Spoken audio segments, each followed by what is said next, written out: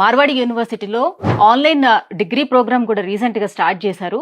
మరి అది ఏ రకంగా మనం అప్రోచ్ అవ్వచ్చు, ఎలా అడ్మిషన్స్ తీసుకోవచ్చు, ఈ విషయాలన్నీ కూడా ఈ వీడియోలో నేను మీకు అందించబోతున్నాను. సో ఈ విషయాలన్నీ అందించేందుకే మనతో పాటు ఉన్నారు Marwadi university assistant vice president Mahendra Naidu గారు మనతో పాటు ఉన్నారు. సార్ అడిగి మరిన్ని విషయాలు తెలుసుకుందాం. Hello sir. Hello ma'am. Total India wise గా మనం చూసుకున్నట్లయితే టాప్ యూనివర్సిటీస్ ఏవైతే ఉంటాయో వాటికి అడ్మిషన్స్ తాకిడి కూడా అలానే ఉంటాయి. సో ఫస్ట్ అవన్నీ కూడా ఫిల్ అయిపోతూ వస్తాయి కదా. సో ఎవరైనా ఒక టాప్ యూనివర్సిటీలో మరి రావాలి, అడ్మిషన్స్ కావాలి అని అనుకునే వాళ్ళ పరిస్థితి ఏంటి? అలాగే ఎంసెట్ కూడా ఈ కౌన్సిలింగ్ ఇంకా స్టార్ట్ కాలేదు. ప్రతి ఒక్కరికి నాకు మంచి యూనివర్సిటీలో వస్తే బాగుంటుంది, మంచి బ్రాంచ్ వస్తే బాగుంటుంది అని ఉంటుంది.